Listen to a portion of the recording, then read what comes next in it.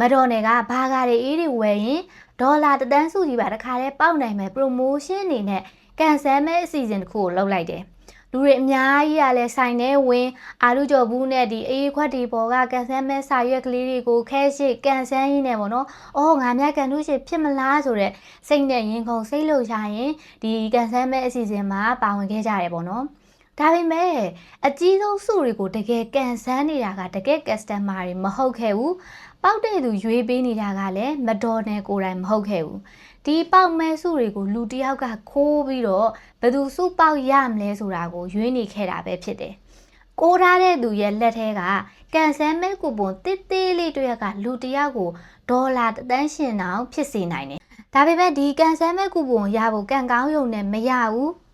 ဆယ်စုနှစ်တစ်ခုကျော်ကြတော့ဒီခိုးထားတဲ့စုမဲကူပွန်တွေရဲ့စုစုပေါင်းစုငွေတန်ဖိုးကအမေရိကန်ဒေါ်လာ24သန်းကျော်ထိရောက်သွားခဲ့တယ်။နောက်ဆုံး FBI ကအေဂျင့်25ယောက်ထိထည့်သုံးပြီးတော့ဖုန်းနံပါတ်2000ကျော်လောက်ကိုစစ်ဆေးရတဲ့အထိဒီကွန်ရက်ကကြီးမားလာခဲ့တယ်။ဒီလိုလုပ်တဲ့လူကဘယ်သူလဲ။ကန်ဆယ်မဲကိုလုပ်တဲ့သူတွေကပဲလား။ပေါက်မဲတွေကိုဘလို့ခိုးထုတ်သွားတာလဲဆိုတာတွေကိုအစကနေအဆုံးထိအသေးစိတ်ရှင်းပြပေးမယ်။နားထောင်ကြည့်နော်။မ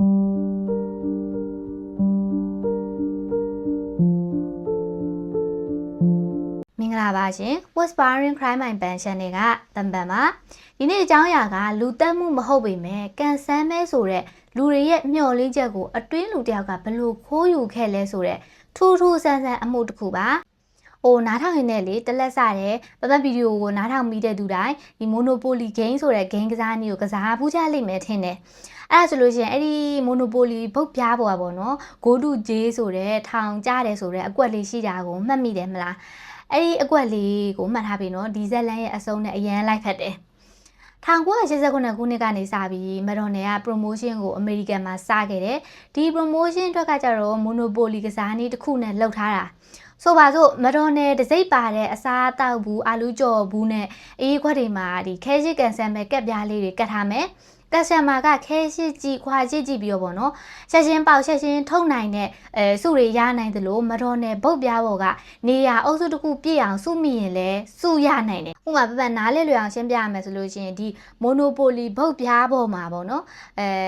အကွက်တစ်ကွက်ရှိတယ်အဲ့အကွက်တစ်ကွက်ကြတော့ကားအဲ့အကွက်ကိုကြာရင်ကားပေါက်မယ်ပေါ့နော်ကားစုပေါက်မယ်ဆိုလို့ရှိရင်အဲ့ကားစုကိုပေါက်ဖို့အတွက်ဒီအပြုံးစတေကလေး5ခုကို့မှာပေါက်ထားရမယ်ပေါ့နော်အဲ့ဆိုလို့ရှိရင်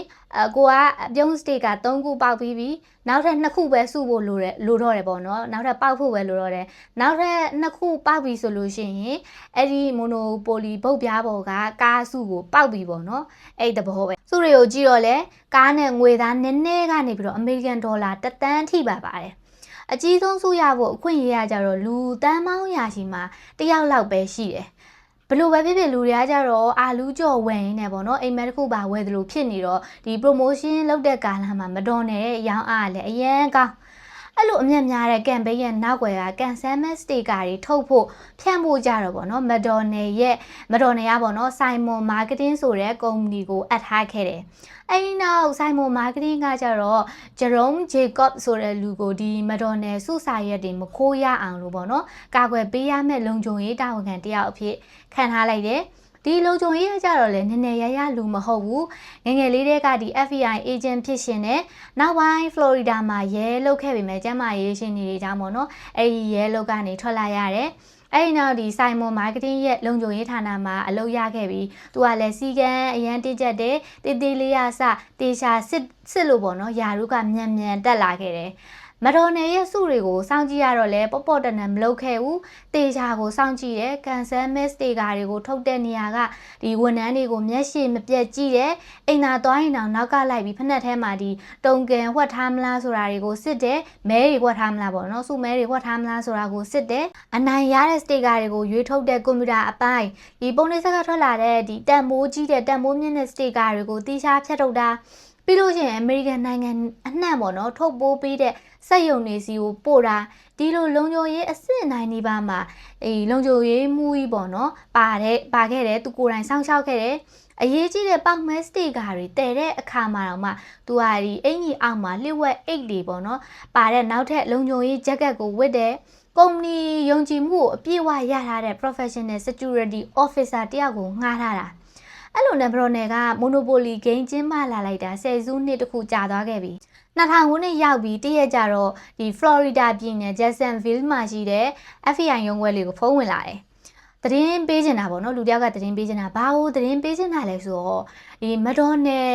game monopoly game อ่ะပေါ့နော်မတမာနီးနဲ့အလင်ခံနေရတယ်မက်ဒိုနယ်ရဲ့စုကြီးဒီဝင်တာ3ယောက်ကနာမည်မတူပေမဲ့အရှင်းချင်းဆွေမျိုးတော်ဆက်ကြောင်း game ကို Uncle Jerry ဆိုတဲ့သူက10စုနှစ်တခုကျော်ကြာတဲ့အထိနောက်ကနေပြီးတော့ကြိုးကင်ပြီးဒေါ်လာ24သန်းကျော်ခိုးယူသွားခဲ့တယ်ဆိုပြီးတော့သတင်းပေးလာတယ်အစကတော့ FBI ကလည်းဟဲ့ငါနေထိုင်နေဒီဘာဂါဂိမ်းကိုဘာလို့စုံစမ်းရမှာလဲပေါ့နော်တို့ပေမဲ့လည်းသတင်းပေးတဲ့သူကလည်းရှိလာပြီငွေပမာဏကလည်းမသေးဘူးဆိုတော့အေးဟုတ်ပြီစုံစမ်းမယ်ဆိုပြီး FBI ဘက်ကပေါ့နော်အေဂျင့်25ယောက်ပါတယ်အထူးအေဂျင့်အဖွဲ့ကိုချက်ချင်းဖွဲ့လိုက်တယ်ဖုန်းနံပါတ်2000ကျော်ကိုစောင့်ကြည့်ထောက်လှမ်းပြီးတော့ရုပ်ဖြတ်လျှို့ဝှက်စစ်စင်ရေးကြီးတစ်ခုကိုစခဲ့ကြတယ် FBI အတွက်ကလွယ်တယ်ထင်တဲ့အရာပေါ့နော်လွယ်လေးဒါကတော့မကြခင်ဖမ်းမိမှာပါနော်ငါတို့တက်ကတော့ easy going လေးပေါ့နော်ဒါပေမဲ့သူတို့အတွက်လွယ်တယ်ထင်တဲ့အရာမကြခင်ပဲပြဿနာစလာတယ်Uncle Jerry ဆိုတာဘာလို့လဲမသိဘူးမတော်နယ်ရဲ့အတွင်းလူလားအလောက်ခံထားတဲ့သူလားဒီနာမည်ကတော့အစ်ရောဟုတ်ကောဟုတ်ရဲ့လားဘာမှတေချာမသိဘူးပေါ့နော်ဘာမှတေချာမတေချာဘူးဒါကြောင့်မတော်နယ်စီကအရင်ဝင်တာအဟောင်းတွေနဲ့ပေါ့နော်အဆက်အသွယ်လုပ်လို့ရမယ်အသေးစိတ်အချက်လက်တွေကိုယူပြီးတော့စုမရခင်နဲ့စုရပြီးတဲ့အချိန်မှာဘယ်သူတွေနဲ့ဖုန်းပြောခဲ့လဲစစ်တယ်အပြင်မန်းကကြည့်ရင်တယောက်နဲ့တယောက်ကကြတော့မတိကြတဲ့ဝင်တာတွေရဲ့ဖုန်းနံပါတ်တွေထဲမှာလူတယောက်စီကိုပဲဆက်သွယ်ထားတဲ့လမ်းကြောင်းတွေကပေါ်လာတယ် FBI ကတော့ဟုတ်ပြီ Uncle Jerry ကိုတွေ့ပြီပေါ့နော်ဒါမဲ့ဖုန်းဆက်သွယ်မှုတစ်ခုရှိတာနဲ့ပဲသူ့ကိုတခိုးလို့တက်တယ်မပြနိုင်သေးဘူးလက်ဘူးလက်ချက်မိဖို့လိုသေးတယ်ဖမ်းမိဖို့လိုသေးတယ်ဒီစုံစမ်းရေးအတွက်ခုတ်နေကကြတော့Operation Final Answer ပေါ့နော်Operation Final Answer လို့ FBI ဘာလို့ကုတ်နေအဖြစ်နာမည်ပေးတာလဲဆိုတော့အကြောင်းရင်းကကျတော့နှစ်ချက်ရှိတယ်ပထမတစ်ချက်ကကျတော့ဒီ Who Want to be Millionaire ဆိုပြီးတော့ TV show season ကိုအစွဲပြုပြီးတော့မဲ့ခေါ်တာအဲ့ဒီချိန်တုန်းကကျတော့2000တခုနှစ်ဝန်းကျင်ပေါ့နော်အဲ့တုန်းကအမေရိကန်မှာ Who Want to be Millionaire ဆိုတဲ့ဒီတန်းကျဲတထေးမေကွန်းဖြည့်ပွဲပြိုင်ပွဲပေါ့နော် TV show ကအရန်နဲ့ကိုရေပန်းစားတယ်အဲ့ဒီပွဲမှာပါဝင်ရှင်ပြိုင်တဲ့လူတွေကကြတော့အဖြေတစ်ခုကိုအတိမပြုတ်ခင်ဒီအစီအစဉ်တင်ဆက်တဲ့လူကthat your final answer ဆိုပြီးတော့ဒါမင်းရဲ့နောက်ဆုံးအဖြေလားပေါ့နော်အဲ့လိုမေးလေးရှိတဲ့စကားစိုးကလူသိများpopular ဖြစ်တယ်ပေါ့နော်လူသိများတယ်အဲ့မက်ဒိုနယ်ရဲ့ promotion game တွေထဲမှာ monopoly ပြင်who want to be millionaire game မှာပါဝင်နေလို့ပေါ့နော် FBI ကအဲ့ဒီအဆိုပါ TV show ရဲ့နာမည်ကျော်စကားစုကိုယူပြီးတော့ Operation Final Answer လို့နာမည်ပေးခဲ့တယ်နောက်တစ်ချက်ကကြတော့ဒီစုံစမ်းစစ်ဆေးမှုကိုစတဲ့အချိန်မှာ FBI agent တွေကစနောက်ပြီးတော့ပေါ့နော်နာမည်အမျိုးမျိုးစဉ်းစားခဲ့တယ်ပထမတစ်ခုကကြတော့ Operation Falling Ash ဒီမက်ဒိုနယ်ရဲ့ဒီ Golden Ash အမ်ပုံစံလေးကိုအစွဲပြုပြီးတော့ပေါ့နော်သူကFalling Ash ဆိုပြီးတော့အဲ့လိုပေးတယ်နောက်တစ်ခုကကြတော့Operation Unhappy Me အဲ့ဒါကြတော့မက်ဒိုနယ်ရဲ့ Happy Me ကိုရည်ညွှန်းပြီးတော့ Happy Me ဆိုလို့ရှိရင် Unhappy Me အဲ့လိုမျိုးသူကစနောက်ပြီးတော့နာမည်စဉ်းစားရတယ်ပေါ့နော်နောက်ဆုံးကြတော့မှဆိုနာအပေါ်ကဟာပထမတစ်ချက်ကိုဒုတိယတစ်ချက်ကိုပေါင်းပြီးတော့ Operation Final Answer ဆိုပြီးတော့သူတို့ကမှဲ့ခဲ့တာပေါ့နော်နာမည်ပေးလိုက်တာ FBI ရဲ့အကွက်ကဒီမက်ဒိုနယ်ကို Monopoly Promotion နောက်တစ်ကြိမ်ဆက်လုပ်ခိုင်းတယ်မက်ဒိုနယ်အတွက်ကကြတော့ဒါကြီးကပွဲညှိထားတာဖြစ်လို့ပေါ့နော်အန်နီရတော့ကြီးတယ်လူတွေသိရင်ကြတော့သူတို့ image ဒီဂုံတိတ်ခါကြားနိုင်တယ်ဒါပေမဲ့လည်းတန်းနဲ့စီကိုခံနေရတာလေ FBI နဲ့ပူးပေါင်းတာပေါ့အမေရိကန်ဒေါ်လာ1 သန်းနဲ့စုမဲ2ခုကိုစုံစမ်းရေးရဲ့ငစားအနေနဲ့အသုံးချပြီးတော့ဒီ Uncle Jerry ရဲ့အရှိတ်ဆက်တွေကိုစောင့်ကြည့်ခဲ့တယ်များမကြဘူးသူတို့ငစားကိုဟတ်မိတဲ့လူတယောက်ကမတော်နယ်ရဲ့ hotline ကိုဖုန်းဆက်ပြီးတော့ဒေါ်လာ1 သန်းနဲ့စုမဲတွေ့ထားတယ်လို့ပြောတယ်မက်ဒိုနယ်ဝန်ထမ်းနေတဲ့ဒီကင်မရာသမားတွေကလည်းAR မှချက်လက်မှတ်ကြီးကိုကိုင်းကင်မရာတွေနဲ့ပေါ့နော်စုကြီးပေးဖို့အဲ့ဒီလူရဲ့အိမ်ကိုတွားကြတယ်အဲ့လူကလည်းဒီပေါက်မဲကိုဘလို့တွေးခဲ့တာလဲဆိုတာတွေကိုစိတ်ကူးရင်ဆက်ဆန်ပြပါလေရောသူကဒီမဂ္ဂဇင်းကိုဝယ်ရင်းနဲ့ပေါ့နော်မဂ္ဂဇင်းစာအုပ်ထဲမှာကန်ဆယ်မဲစာရွက်လေးပါလာခဲ့တယ်ပေါ့နော်ဒါပေမဲ့လည်းကန်ဆယ်မဲစာရွက်ကပင်လယ်ထဲကျသွားလို့နောက်တစ်ဆောင်ထပ်ဝယ်လိုက်တာကနေဒီစုကိုပောက်ခဲ့တာဆိုပြီးတော့ခက်တီတီနဲ့ပြောနေရောဖောနေရောဒီလိုမသိတာက ကင်မရာသမားနောက်မှာရက်နေတဲ့သူတွေကတကယ်ရိုက်ကူးရေးသမားတွေတက်တက်မဟုတ်ဘူးဒီအသွင်ယူထားတဲ့ FBI agent တွေစူရတဲ့အခိုက်အတန့်လို့သူထင်နေတဲ့အချိန်မှာ FBI ကလည်းမင်းလိန်စမ်းကြိုက်တဲ့လောက်လိန်ဆိုပြီးတော့လွတ်ပေးထားလိုက်တယ်အဲ့လိုလွတ်ပေးထားမှလည်းသူပြောသမျှကတက်တည်ဖြစ်လာမှာ哦ကဲ FBI ကလိုချင်တဲ့လူလိန်နဲ့တက်တည်ရပြီဒါပေမဲ့သူတို့လိုချင်တဲ့အဓိကဥဆောင်သူကြီးအကယ်ဂျယ်ရီမဟုတ်သေးဘူးအဲ့လိုနဲ့ကွင်းဆက်လိုက်ပြီးတော့ဗောနော်လျှို့ဝှက်ပြီးတော့ဖမ်းလာလိုက်တာ2000ခုနှစ်ဩဂတ်လ21ရက်နေ့မှာ FBI ကအစပိုင်းတန်တရားရှိသူ8ယောက်ကိုဖမ်းဆီးပြီးပြီနောက်နေ့ဩဂတ်လ22ရက်နေ့လဲရောက်ရောအဓိကဦးဆောင်သူကြီးအန်ကယ်ဂျယ်ရီကိုတခြားကြံရပါတွေနဲ့ဖမ်းမိလိုက်တယ်ဒီနေရာမှာအရန်အော်စရာကောင်းတာပေါ့နော်အန်ကယ်ဂျယ်ရီဆိုတာကဆိုင်မွန်ကုမ္ပဏီကလုံခြုံရေးခေါင်းဆောင်အရန်စီကံတင်းကျပ်လှပါပြီဆိုတဲ့လုံခြုံရေးခေါင်းဆောင်ကြီး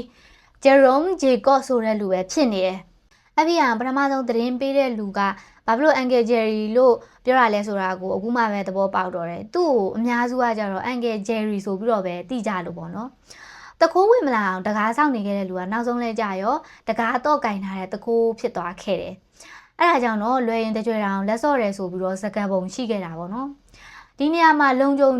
ရေးရပေါ့နော်10စုနှစ်ကျော်ကြာစုတွေကိုဘလို့တဲ့ထုတ်နေခဲ့လဲဆိုတာကိုပြောပြမယ်။အရန်စိတ်ဝင်စားစရာကောင်းတယ်1989ခုနှစ်မှာဂျယ်ရီကပထမဆုံးအကြိမ်စီးကြော်ခဲ့တယ်ဒီသူ့ပထွေးဘက်ကပါတဲ့ညီကိုပေါ့နော်အမေရိကန်ဒေါ်လာ2000ခွဲတန်စုမဲတစ်ခုကိုပေးခဲ့တယ်အဲ့ဒီချိန်ကကျတော့အန်ကယ်ဂျယ်ရီစိတ်ထဲမှာတွေးတာကြတော့မတော်နယ်ကဒီငွေကိုဘယ်လိုပဲဖြစ်ဖြစ်တရားရောက်ကိုပေးမှာပဲကိုယ့်လူကိုပေးလိုက်တာဘာမှမဖြစ်ဘူးပေါ့နော်ဒါပေမဲ့တစ်ချိန်အောင်မြင်သွားတာကနောက်တစ်ချိန်လှုပ်ဖို့လက်မနေဘူးနော်နောက်တစ်ခါဂျယ်ရီကဈေးထဲကအသားရောင်းတဲ့သူကိုဒီအကြောင်းပြမိရယ်ဒီဈေးတွေကလည်းစုရခြင်းတယ်လို့ပြောလာရောဂျယ်ရီကလည်းနေလို့ချင်းပေးမယ်ပေါ့နော်ဒါပေမဲ့တခုတော့ရှိတယ်နီကိုရန်ဒီစုကိုသွားထုတ်လို့မရဘူးနင်းနဲ့ငါနဲ့ကခင်နေတာတည်ရင်ရိမ့်မိသွားနိုင်တယ်ပေါ်သွားနိုင်တယ်နီးရဲ့ဝေးရငယ်ချင်းတယောက်ကိုစုလာထုတ်ခိုင်းအဲ့လိုမှားလိုက်တယ်ဟိုလူကလည်းအရန်စကားနားထောင်တော့မတော်နေကဒီအနာရတဲ့သူမဲပေါက်တဲ့သူကိုကျင်ညာလိုက်တဲ့ချိန်မှာစုလာထုတ်တဲ့သူအဲ့လူကပေါ့နော်ဒီအသားရောင်းတဲ့လူကိုယ်တိုင်ကြီးပဲဖြစ်နေတယ်ဂျယ်ရီကအရန်နဲ့ဒေါသထွက်တာပေါ့ငါဒီလောက်မှားထားတာကိုဒင်းကကိုယ်တိုင်ပေါ်ချလာရဲဆိုပြီးတော့ပေါ့နော်ဒီကနေဂျယ်ရီကတင်ငန်းစာယူလိုက်တယ်နောက်ပိုင်းဂျယ်ရီဘယ်ကွက်ကိုစရွှေ့လဲဆိုတော့စုလာထုတ်ပန်သူမဲပေါက်တဲ့သူတွေကသူနဲ့ဓာတ်ရိုက်မတိတဲ့သူတွေသူနဲ့လုံးဝမသက်ဆိုင်တဲ့သူတွေဖြစ်ရမယ်စုကိုလည်းအလကားမပေးဘဲနဲ့ပေါ့နော်အမေရိကန်ဒေါ်လာ1000နဲ့မဲရဖို့ဒေါ်လာ2000လောက်ကြိုပေးရမယ်ဒေါ်လာ1သန်းနဲ့မဲရဖို့ဆိုလို့ရှိရင်ဒေါ်လာ1သိန်းထိကြိုပေးရမယ်စုရတဲ့လူကစုငွေရလာတဲ့အခါမဲပေါက်တဲ့လူနဲ့ဒီဂျယ်ရီနဲ့ကရတဲ့စုကြီးကိုတယောက်တစ်ဝက်ခွဲယူကြမယ်သူတို့ပလန်အဲ့လိုပေါ့နော်ဒါပေမဲ့တခုရှိတာကြတော့ပေါက်မဲတွေကိုကကြတော့စာအိတ်နဲ့ထည့်တာဖောက်ရဖျက်ရမရှိဘဲနဲ့ထုတ်ယူဖို့နီးလန်းကလိုနေသေးတယ်အဲ့ဒီချိန်မှာဆိုင်မွန်မာဂရင်းကုမ္ပဏီရဲ့ဟောင်ကောင်ကဒီ supplier ပေါ့နော်မှားပြီးတော့ဒစိမ့်မြန်းရသေးတဲ့ Blank Andy Tampa Sale တွေကို Jerry စီကိုဓာတ်ရိုက်ပို့လိုက်မိတယ်ပေါ့နော်မှားပြီးတော့ပို့ပေးမိလိုက်တယ်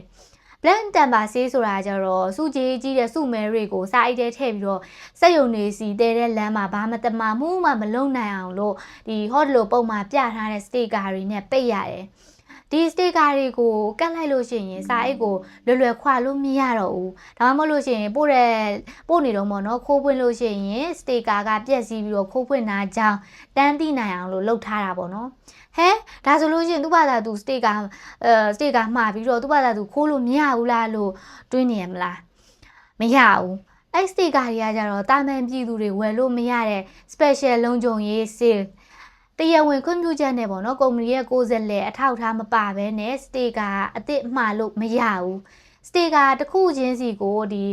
serial number တွေဒါမှမဟုတ်လို့ရှိရင်စီးရင်အတိအကျနဲ့မှတ်ထားတယ်အဲ့စတေကာအထုတ်လိုက်ကြီးကတကိုးလက်ထဲကိုမှားပြီးတော့ပို့လိုက်မိတယ်ခွေးဖျားဘွယ်တွေ့သွားသလိုပေါ့နော်အခုဆိုလို့ရှိရင်ဂျယ်ရီမှာတော့တချောင်းနဲ့မဟုတ်တော့ဘူးလုတ်ပြီးတဲ့အခါဘသူမှမသိအောင်လို့ပေါ့နော်ပြန်ပြီးဖုံးဖိနိုင်တဲ့တစိမ့်ပါရှိနေပြီ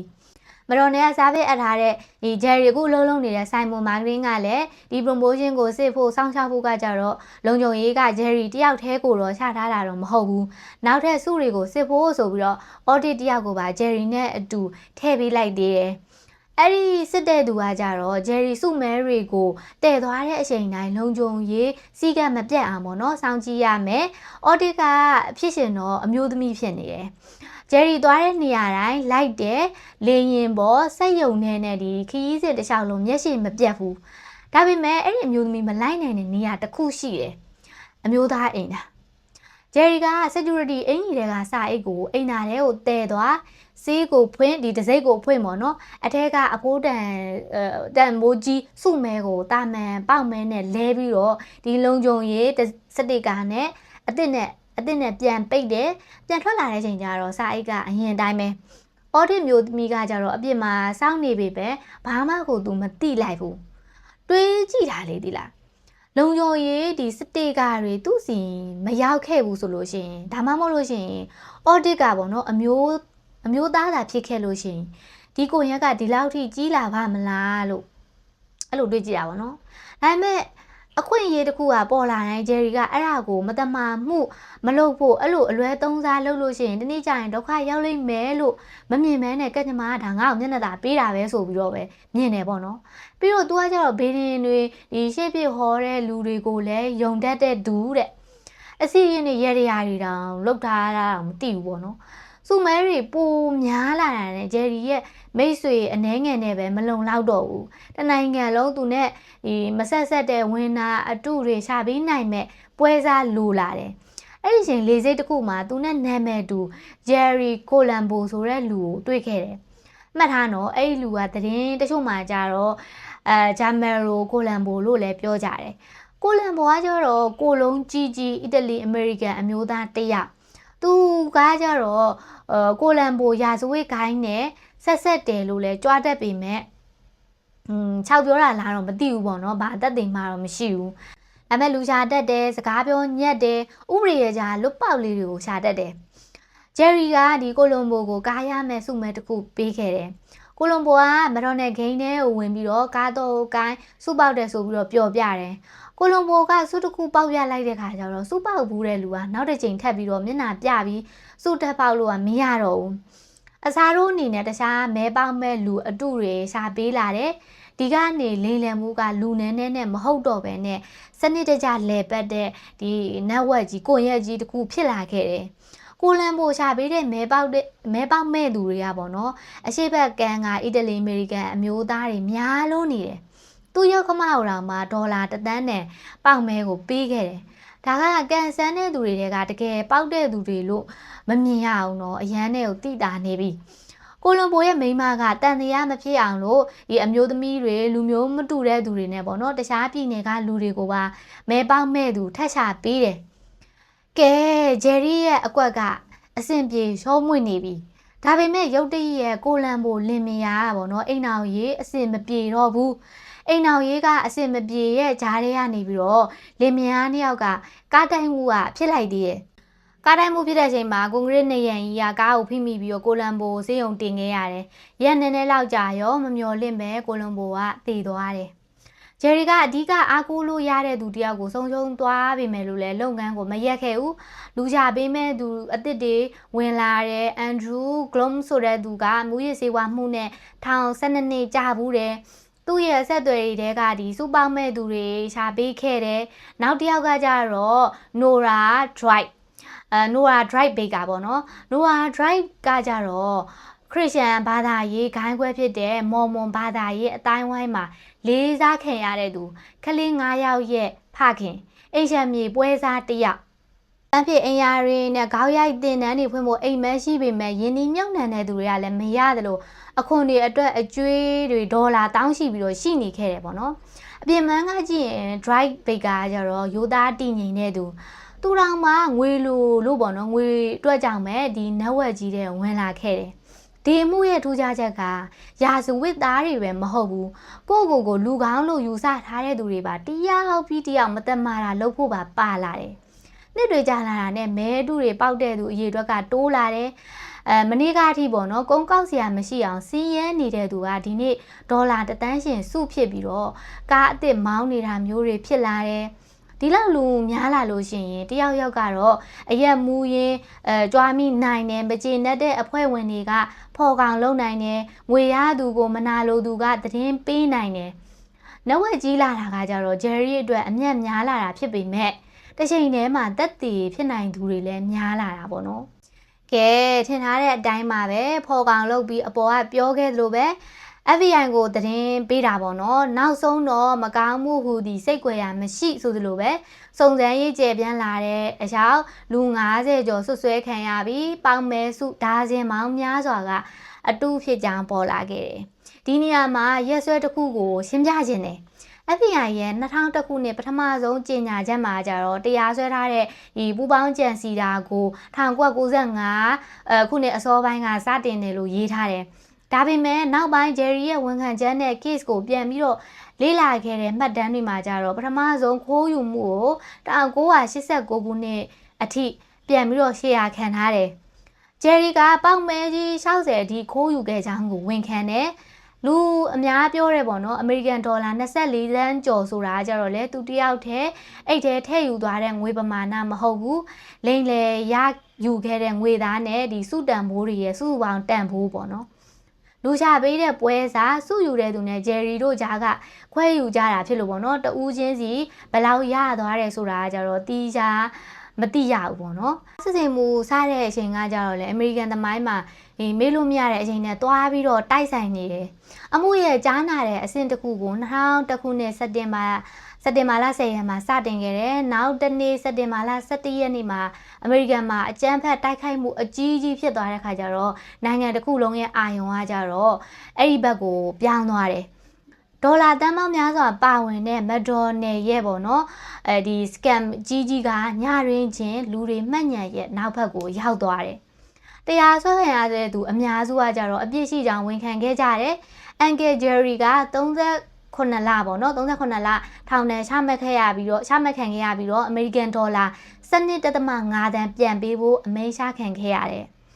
ဒီလိမ်လည်မှုကနေပြီးတော့ဂျယ်ရီနဲ့သူ့အပေါင်းပါတွေပဲထိခိုက်သွားတာမဟုတ်ဘူးမက်ဒေါ်နယ်ကဆိုင်မွန်မာဂရင်းကုမ္ပဏီနဲ့ဆက်ဆံရေးရက်ခဲ့လို့ဒီကုမ္ပဏီရဲ့စုမဲပုံနှိပ်ပေးတဲ့ဘက်ကဝန်ထမ်းရာပေါင်းများစွာကအမှုနဲ့ဘာမှမဆိုင်မဲနဲ့လုံခြုံရေးတာဝန်ခံရင်တယောက်ရဲ့လုပ်ရက်ကြောင်ပေါ့နော်အလုပ်တွေဆုံးရှုံးခဲ့ရတယ် drive ကလည်းသူ့ဘာသာရေးအတိုင်းဝိုင်းကနေပြီးတော့ထုတ်ပယ်ခံခဲ့ရတယ်ဒီပြစ်ဒဏ်ကိုကြည့်ပြီးလူတချို့ကဒေါ်လာတန်ပေါင်းများစွာဒီလောက်ခိုးတာလိမ့်တာတော့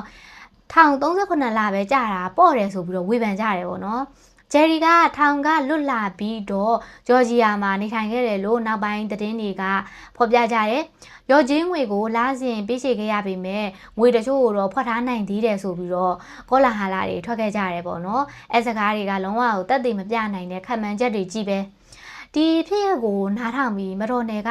ဘလို့ပဲဖြစ်ဖြစ်စုငွေပေးမှာပဲဆိုတော့ဘယ်သူကနစ်နာသွားလို့လဲလို့တွေးမိနိုင်တယ်။ဒါပေမဲ့တကယ်ဆုံးရှုံးသွားတာကကုမ္ပဏီရဲ့ငွေပဲမဟုတ်ဘူးနော်။စုမဲတရွက်ချင်းစီကိုရင်ခုန်ပြီးတော့စိတ်လှုပ်ရှားပြီးတော့ခွာခဲ့တယ်ပေါ့နော်တာမန်ကက်စတမာတန်းပေါင်းများစွာရဲ့ကန်ထူးဝင်ပျော်ရွှင်မှုကိုပါခိုးယူခဲ့တာနော်လူတယောက်ကပထမဆုံးဒေါ်လာ2000ခွဲတန်စုမဲတစ်ခုကိုကိုယ်ဆွေမျိုးကိုပေးလိုက်တဲ့အချိန်မှာဒီအမှုကပေါ့နော်ဒေါ်လာ24သန်းတန်ကိုရက်ကြီးဖြစ်လာမယ်လို့မထင်ခဲ့လောက်ဘူးဟာငါဒါလေးလှုပ်လိုက်လို့ဒါလေးယူလိုက်လို့ဘာမှမဖြစ်ပါဘူးလို့ကိုဖြည့်သိမ့်လိုက်ပင်မဲ့အဲ့လိုလွယ်ရမှန်းသိလွယ်လို့ရမှန်းသိလို့ရှိရင်နောက်တစ်ခုလှုပ်ဖို့ကပို့ပြီးတော့လွယ်လာတယ်နောက်ဆုံးမှာမကောင်းတာကိုဖုံးဖိဖို့ကကြတော့လူတွေပို့ပြီးတော့လိုလာတယ်လူတွေပိုများလာလေအမှန်ပေါ်လာဖို့ကနီးလာလေပဲပပန်တို့မိုနိုပိုလီဂိမ်းကိုဆော့ပြီးဆိုလို့ရှိရင်ငွေအများဆုံးစုနိုင်သူကအနိုင်ရတယ်ပေါ့နော်ဒါပေမဲ့ဒီဘုတ်ပြားပေါ်မှာကိုမရွေးချယ်နိုင်တဲ့အကွက်လည်းရှိတယ်။အဲ့ဒါကြတော့ဂိုးတူကြီးထောင်ကျသွားတဲ့အကွက်လေးပေါ့နော်။လူတိုင်းရဲ့ကံကိုလက်ထဲမှာထားနိုင်ပြီလို့အန်ကယ်ဂျယ်ရီကထင်ခဲ့ပေမဲ့နောက်ဆုံးမှာသူ့ကိုယ်တိုင်ဂိမ်းရဲ့အဲ့ဒီအကွက်ပေါ်မှာရောက်သွားခဲ့တယ်။ဂိုးတူကြီးအကွက်ကိုရောက်သွားခဲ့တယ်။တကယ်ထောင်ကျသွားခဲ့တယ်ပေါ့နော်။နားထောင်နေတဲ့သူတွေကဂျယ်ရီရဲ့38လကဒီအမှုနဲ့ထိခိုက်သူတွေအတွက်လုံလောက်တယ်လို့ထင်လားဒါမှမဟုတ်လို့ရှိရင်ပိုပြီးပြင်းထန်တဲ့ပြည်ထန်ရှားတင်တယ်လို့ထင်လားကိုမတ်မှာပပန်နဲ့တူတူဆွေးနွေးကြအောင်နော်ဒီနေ့အကြောင်းအရာကိုအဆုံးထိနားထောင်ပေးခဲ့ကြလို့ကျေးဇူးအများကြီးတင်ပါတယ်ရှင် လူတိုင်းပေါ့နော်မတရားတဲ့အခွင့်အရေးနောက်ကိုမလိုက်မိပဲကိုလှုပ်တဲ့ဆုံးဖြတ်ချက်ရဲ့နောက်ဆက်တွဲတွေကိုတတိထားနိုင်ကြပါစေနော်နောက်ထပ်စိတ်ဝင်စားစရာကောင်းတဲ့ဖြစ်ရမှန်ဇက်လန်တစ်ပုတ်အနေနဲ့ FBI ကနေပြီးတော့တောင်မှပေါ့နော်အလိုရှိဆုံးဝန်ရမ်းပြေး10ယောက်စီးရင်ထဲတောင်ထည့်ခံခဲ့ရတဲ့အထူးဆန်းဆုံးလူသတ်မှုတစ်ခုအကြောင်းကိုပြပြပေးမှမလို့ channel လေးကို like and subscribe လေးလုပ်ပေးခဲ့ကြပါအောင်နော်အားလုံးပဲတတ်တာ